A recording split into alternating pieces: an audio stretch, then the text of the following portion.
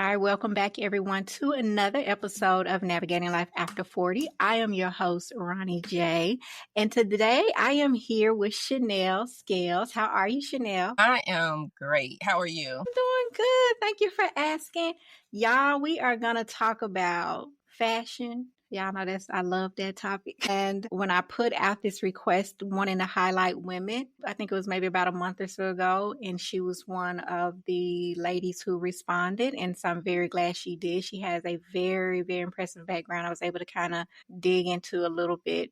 But before Okay. we dive in, you guys, I want to, just kind of give you a brief little outline about her. And she is a fashion designer. She founded Shingo label, and she also, guys, is featured in Shein. We can find her products in Shein, and so I can't wait to dive into that. She is an advocate for confidence, style, and self-definition for women after 40, and we're gonna have us a great conversation today because we all need to build our Yes, confidence, especially around fashion. So, all absolutely. right. Before we dive in, I want to do an icebreaker with you. Love doing these Okay. icebreakers around these topics. All right. If your signature style had a soundtrack, Uh-huh. what would be the first song on the playlist? Ooh, that's a good It's a good one. one. That is a great one. So there is a song by Robert Glasper. I think it's called Black Superhero. And I would definitely choose that one because for the longest I've always just felt like my personal style has been my superhero in a sense to kind of help me navigate who I am individually and not necessarily caring what other people think about it. Yeah, I love that. Just kind of being your own person, creating your own style, and also that can help create your own lane. And Yes. I love when people are not really dressing and trying to be like everybody else. They want to Hmm. just find what works for them and their personality. And listen, I love it. Thank you for Yep. sharing that. No, I love that because you had me thinking over here like, I like Yeah, that. that was a good one. That was a really good one. I did some digging. I said I need a really good one for this. Whenever I talk about fashion, I have to get like a really, really good icebreaker for it. All Yeah. right. Yeah. So let's dive into Shingo Label. You started this in 2014. I'm curious to know what inspired you to Yes. launch your brand. So I started my brand in 2014, actually as a passion project, in my hometown of Cincinnati, Ohio. I would be out and about and women would stop me and say, "Where'd you get that at? I never seen that before." And of course they wasn't seeing it because I was designing it and I was having it created for me. And I soon kind of realized that women had their own kind of things that they were dealing with, let it be their body type or just their personal style.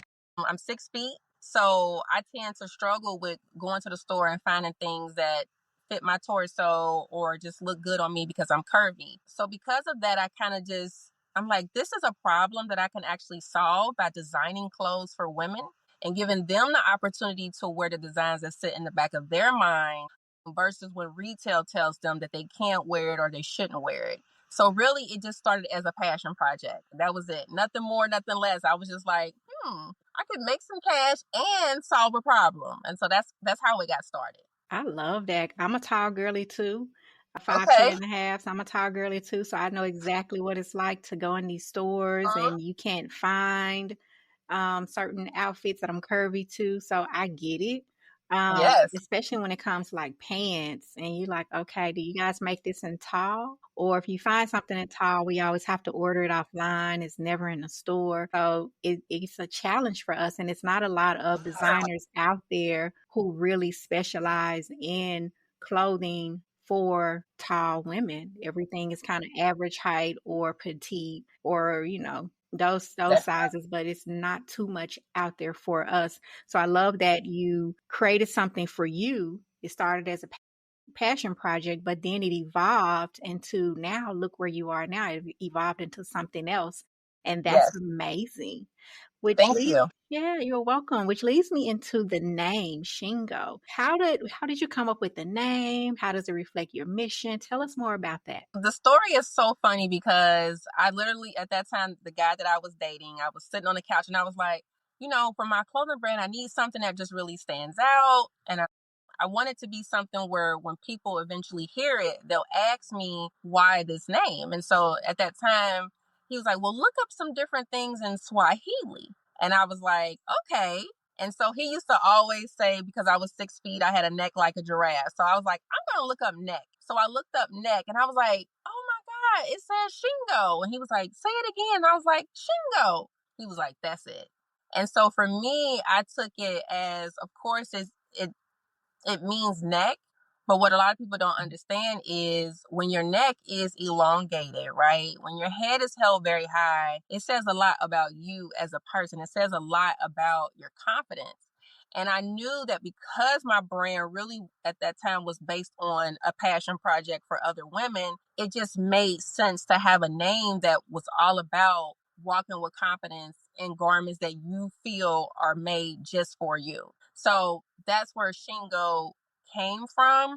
And it's just so funny because still to this day, when I'm walking around in like my jackets that say Shingo, or at that time when I lived in my hometown, it was like, oh, there go Miss Shingo, there go Miss Shingo. And then also too, women would wear the brand and they would say, oh, I'm Shingo. And so it kind of just be like came like a movement, like a confidence movement. And it makes me feel really good because that's really what it is all about.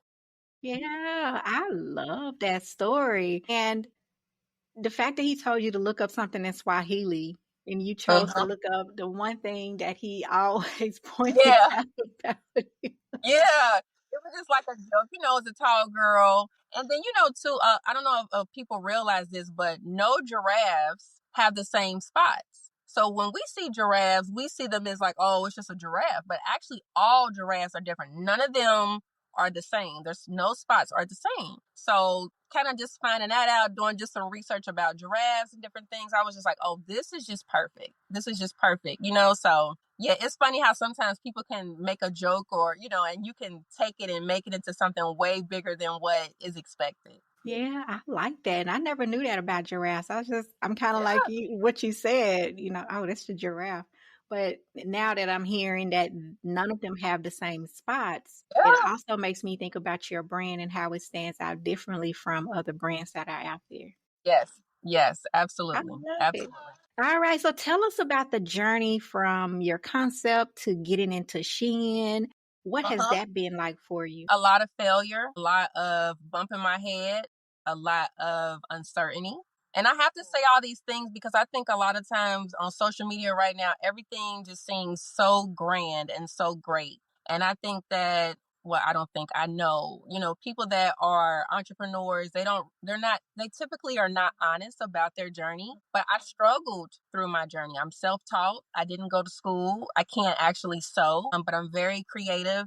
I can look at a woman's body and tell you what she should wear and what she shouldn't wear. I could tell you what colors are really great for you. And so, that came with a lot of negativity of people saying, she's not really a designer, she can't sew. So I dealt with that. I dealt with people talking about the name of my brand and calling it crazy names. But when you're like me and you have confidence and you really see where you're trying to go, you learn to, really tune that out and just kind of just really walk forward and just keep going, like like having tunnel vision.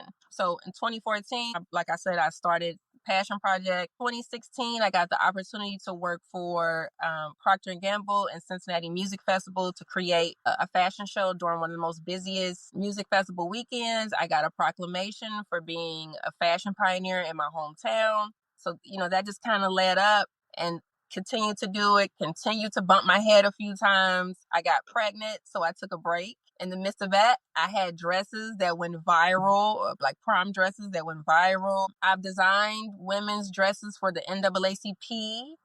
But still in all, I got overwhelmed with doing custom clothes, especially once I got pregnant. So I took a very long break. And then I was like, you know what? I have to bring Shingo back, but I have to do it in a way where it's more of like, these are my designs. And I pray that women are still aligned with them. Shein had an opportunity, a program called the Shein X program. I literally applied for it. It probably was like 2 weeks before I heard anything. And then they got back to me. And I have been designing with them since 2021. And it's been an amazing opportunity. It's come with some like some bumps and bruises, of course, because it's a different playing field. But I'm actually going to be working on my sixth collection. So but just that long journey, that long journey of the failure, of the bumping the head, I'm very grateful for it, because if I hadn't had it, I wouldn't be where I'm at, and I wouldn't know the things that I know just about the side of designing clothes that a lot of people don't know just as consumers. So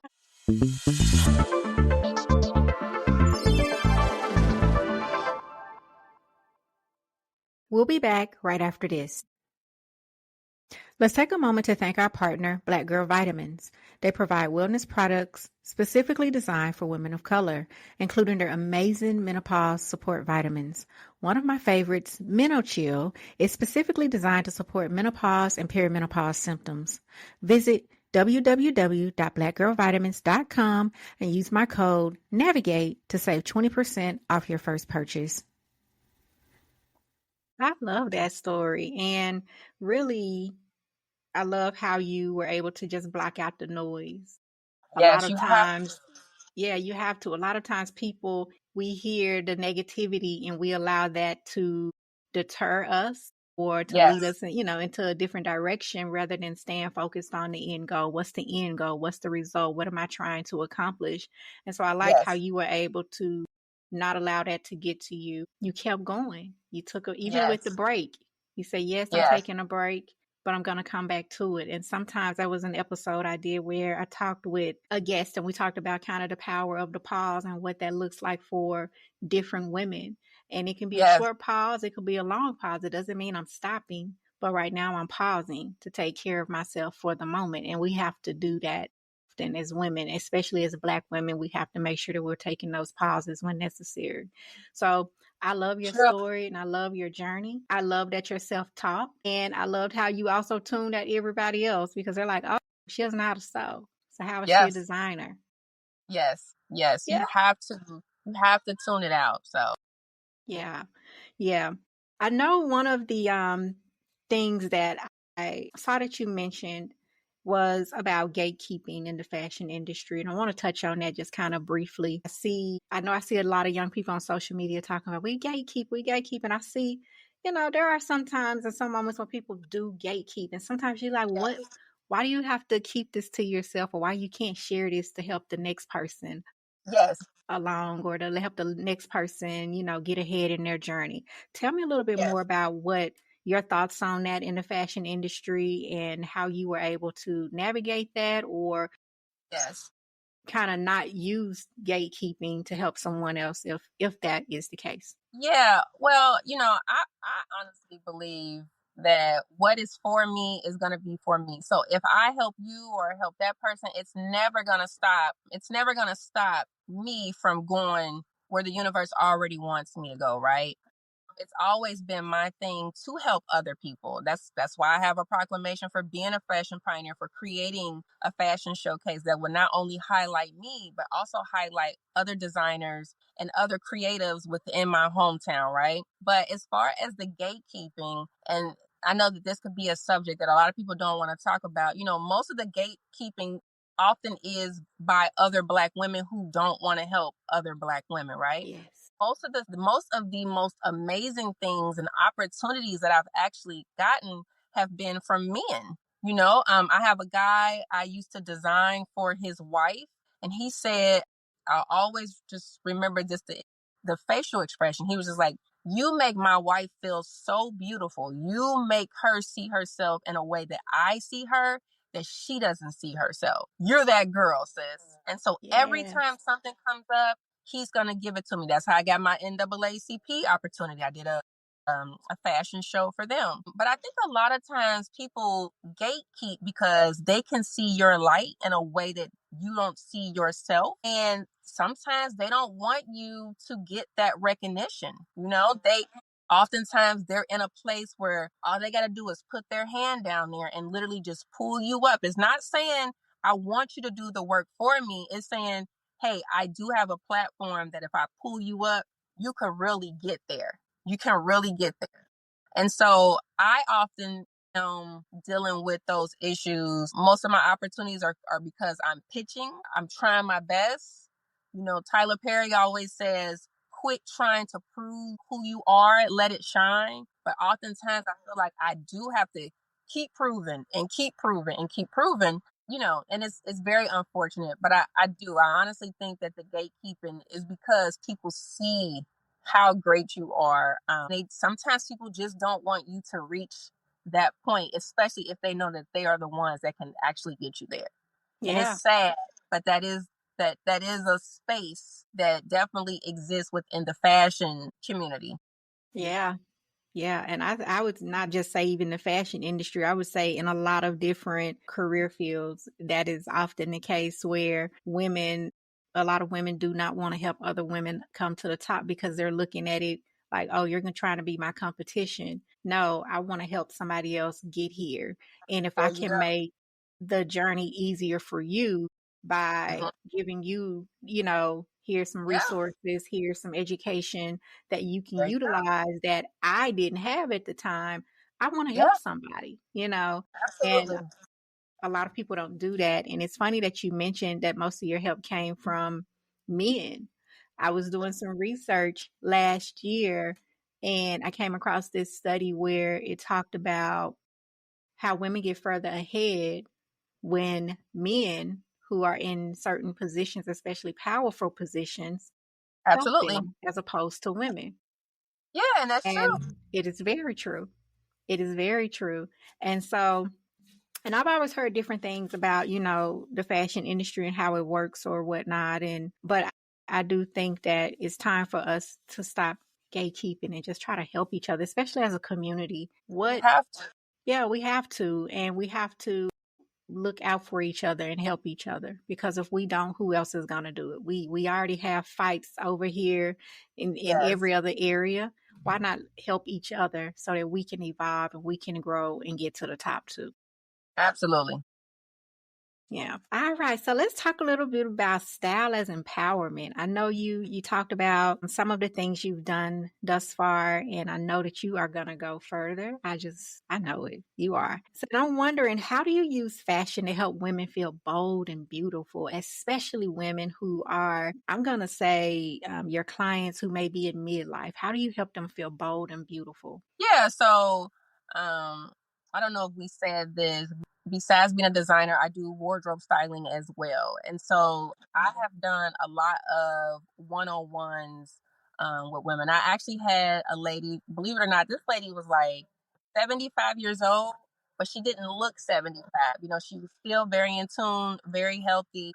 She had just lost a lot of weight. And so she was trying to basically, not necessarily get back to her old self, but become who she is now in this life. And so instead of, being somebody like, okay, well, I got to get paid for this styling, here goes some clothes. I actually sat down with this woman. We had a call just like how you and I are on this, on this call. And I actually went over her body type and what her body type best fits for certain garments, right?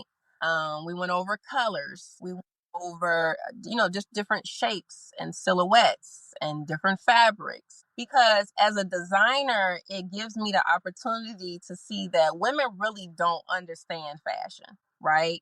And they don't understand fabrics. They also don't understand like, patterns and designs and how they help with our shape. They help us camouflage certain things. You can wear green and automatically you feel empowered, so I try my best to really explain things to women, even though, yes, this is their body, but really helping them see themselves the way I see them from the outside. And then also, too, reminding them that no matter what you wear, because I tell people this all the time, no matter what you wear, the garment, the first outfit is how you feel internally. Okay, you can see you got all these women and men. They walk around in all these name brands, and we assume that they're happy and they're this and they're that. But really, the first outfit, which is how you feel internally, is it's a bad outfit, right? So I just think it's so important for women to go within and really love themselves, but then also too to really understand their body, their shape, their body shape, their body type, and what fits best for that body type. And then from there, that's how you can incorporate your personal style. So I think it's just really about sitting down and just really explaining that to a woman, because none of us are shaped the same. Body's body type is better than each other, but it is just about dressing what you have. And if you don't like your size or where you're at in that moment, what do we need to do to work on that so that you can get to a place where you're actually in love with yourself? Truly believe that once you go within, everything just feels so much better externally. I Yeah, know and I that like own, but I just had to be very honest about that, because I just think I do these events called Struggle to Strut, and I always just make sure I remind people to love yourself and to really go within, because the fashion is always going to be there, but the fashion always looks better when you actually love who you are. So I love that. And it wasn't long. I like that you mentioned that, because we see so many women who, oh, that's cute, and they want to buy it and wear it, but does it work for your body type? Is the color going to look exactly. good on you? What's worked for this woman over here may not work for you. And so really learning and understanding your body type, what looks good on you, and you make the garment piece, your confidence, let it shine through. But, as you mentioned, there are some colors that do make you feel certain ways as well. I know if I wear red, I'm like, oh my God. And red used to be a color that I would stay away from. But now when I wear it, I'm like, ooh, I feel like, you know, come on, Red little is Diana powerful. It's Ross. like, who is that lady walking in the door? Yeah, it's like So a it is. showstopper almost. Yeah. Yeah, absolutely. Absolutely. Yeah. So, yeah, thank you for sharing that. And I'm wondering, any advice just from women who have maybe been disconnected from their style? I know there are so many women who are moms, and Yeah. they say, I used to put on clothes and I used to get dressed and go out. And now that I'm a Yes. mom, I don't do that anymore, because all I have to do now is put on some yoga pants and a shirt, because I have kids and I have to run errands. And any advice for those women who have disconnected from, um, Yeah. So I'm glad that you really asked that, because I think that a lot of times us women, once we become moms, we're constantly thinking about, how do I get back to the old me? Instead of saying, how do I walk and embrace who I am right now? Right. So your body may not, or it will go back to what it was before you had your child, right? But instead of getting so wrapped up in who you used to be and what you used to wear, where are you at now? Like what is your body comfortable with? Like me, my daughter, she makes a joke, because I always say I'm bougie and a little diva, and you might catch me in sweatpants and some mules, right? But I can't wear yeah, heels as much as I used to.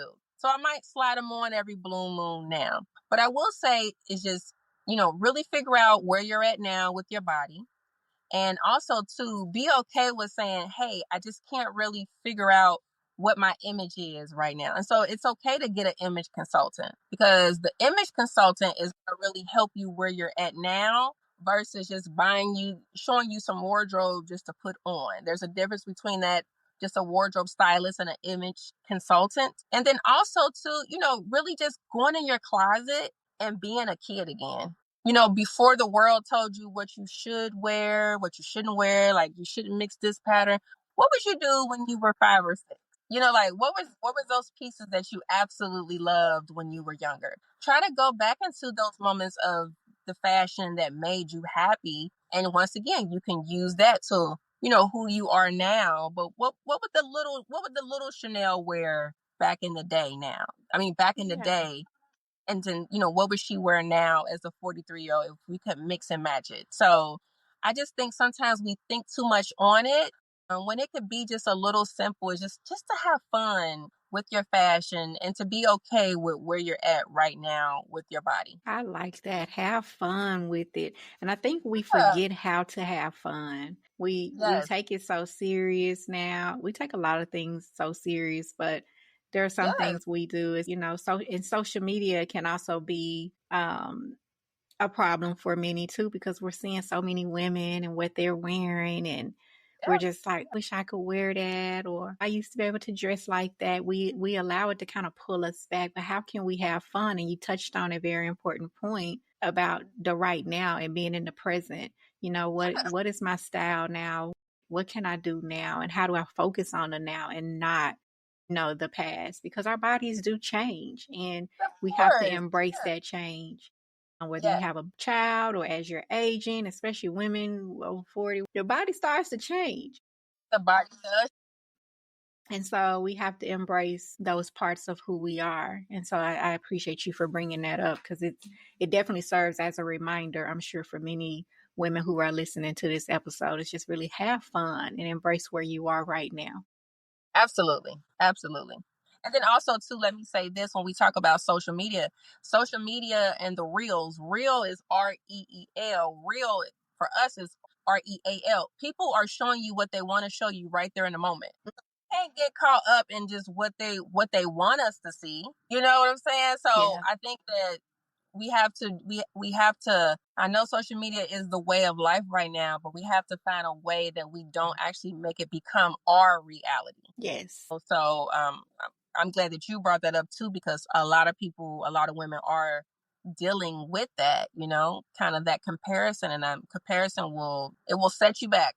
It will Mm-hmm. set you back. So I And it's try to definitely say the that. thief of joy, child. It will take all your joy if you allow it to. Absolutely. If you compare yourself to what you're seeing on social media, because a lot of stuff is not real. Some people are going to show you, like you mentioned, they'll show you what they want you to see, but that may not even be their reality. Yeah. Yeah. So you mentioned you have this comment or this quote that you shared, and it's struggle isn't the end, it's the beginning of your strut. Yes. Can you share more about what you mean by this? So a lot of times when we hear the word struggle, we automatically assume something really bad. Like, oh my God, struggle, struggle. But I've come to realize that without any real struggle, how are you actually able to strut into confidence? And what I mean by that is, once you struggle, it gives you the opportunity to learn more. It gives you the opportunity to be honest with yourself. It gives you the opportunity to say, oh my goodness, I actually do need to work on that. Let it be accountability. Let it be your finances.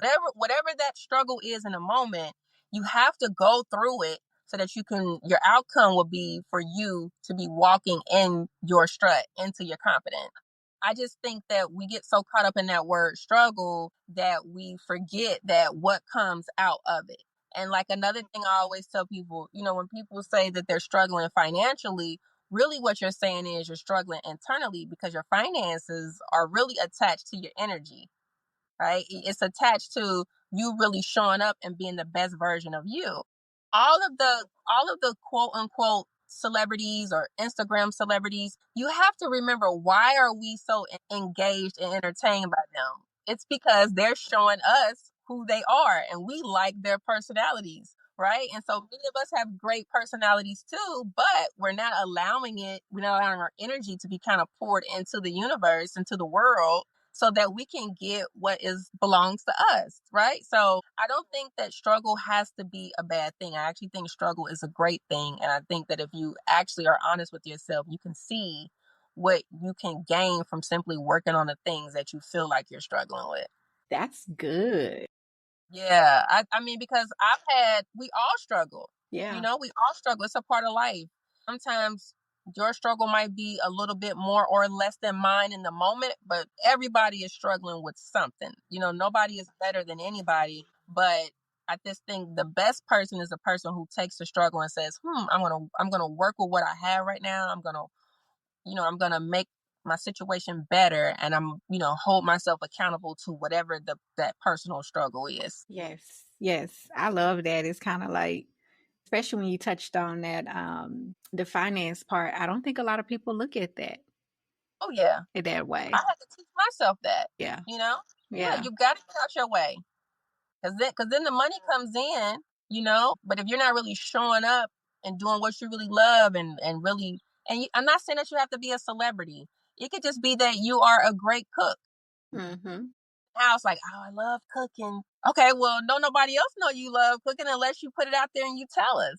And then now people can book you. Now people can hire you. Now you could potentially start your own, whatever it may be, but it's all an energy thing. It's all about you being honest with yourself, So I don't think that people really realize that the money is really attached to us showing up and being honest with ourselves. Yeah.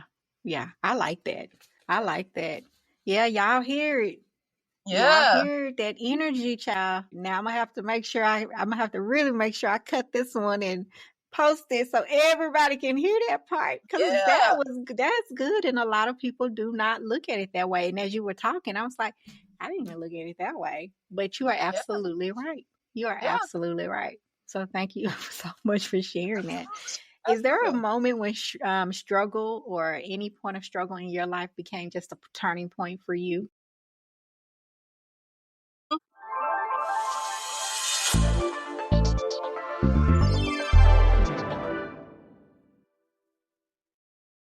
Let's take a moment to talk about skincare that truly cares for your skin. Banish is a skincare brand known for creating clean, cruelty-free, and vegan products that help tackle acne scars, hyperpigmentation, and uneven skin texture. As we go through perimenopause and menopause, we often notice increased dryness and changes in our skin texture. That's why I love hydrating products like Banish's Brightening Vitamin C Moisturizer, which deeply nourishes and restores your skin's glow, and the Pumpkin Enzyme Mask, a gentle exfoliating treatment that leaves your skin feeling fresh, smooth, and radiant.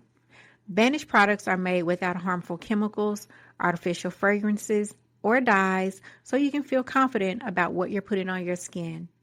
Save $5 off any order by using my code LIFEAFTER40, that's LIFEAFTER40 at checkout. You can visit www.banish.com to start your journey to healthier, more radiant skin today. Yeah. Yeah. So like I have a situation with my daughter where like my daughter has never met her father.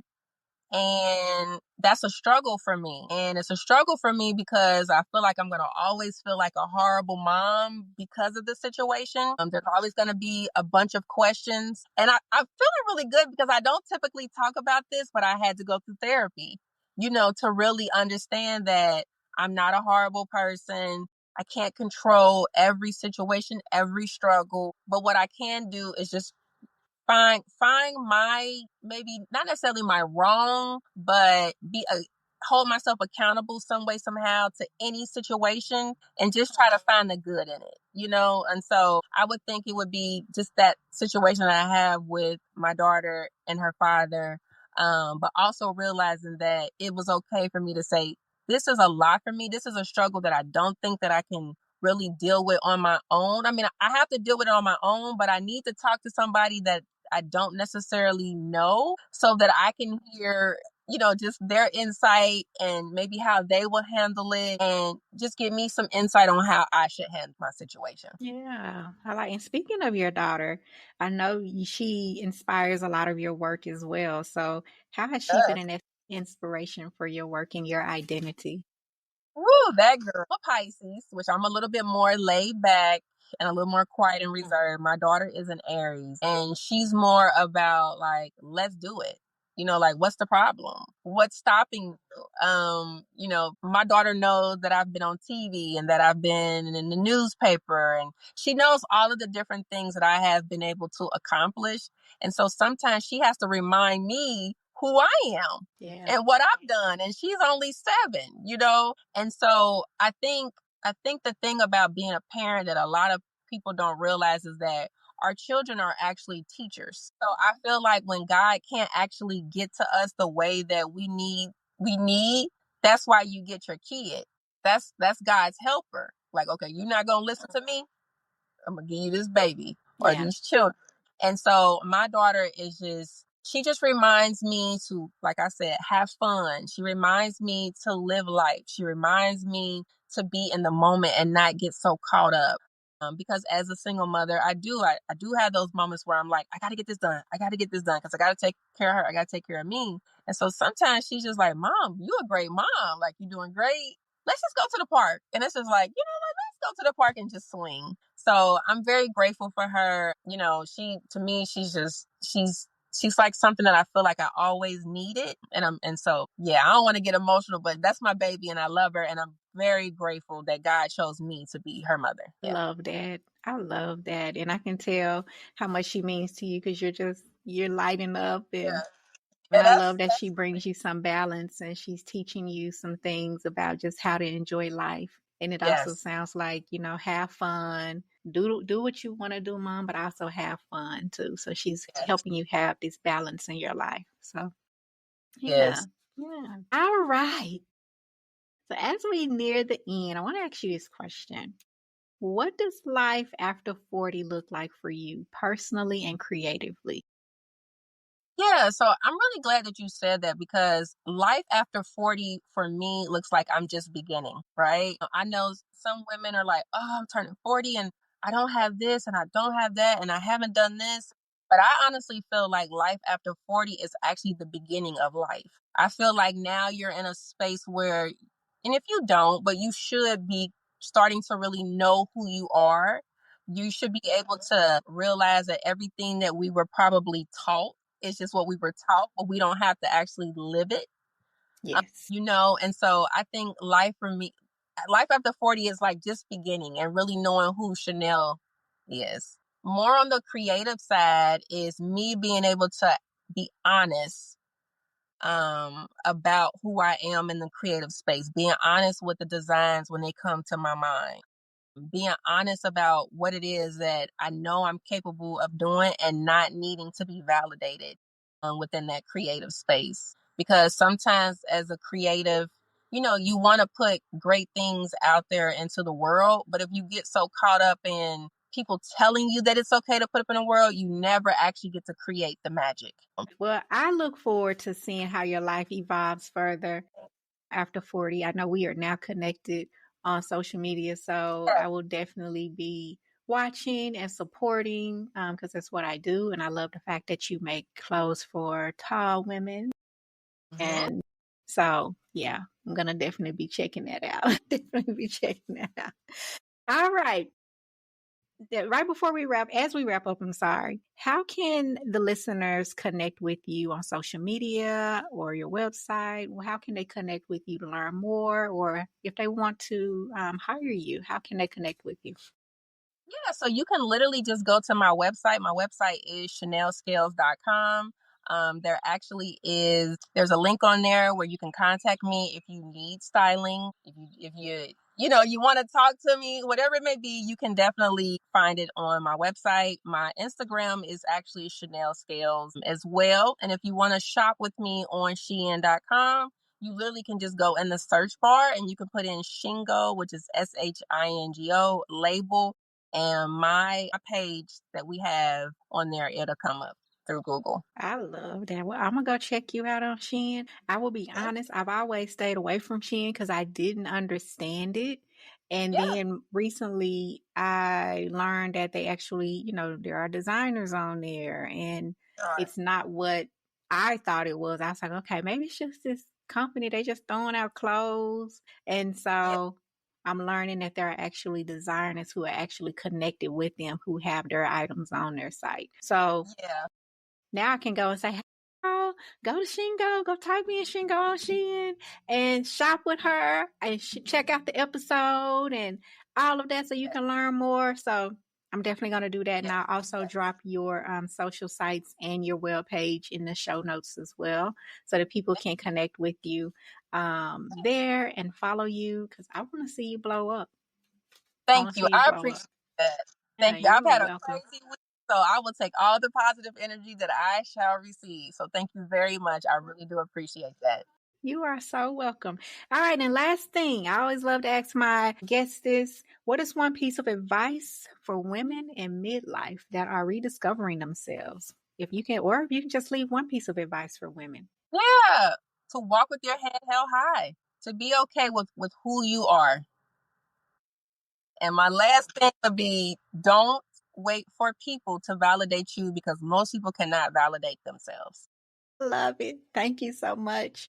All right, Welcome. everyone, that is it for this episode of Navigating Life After 40. Thank you, Chanel, for being here with me today. Check out the show notes so that you can learn more about Chanel and the work that she is doing to make women feel beautiful and confident in themselves. I am going to check it out because I'm super duper excited.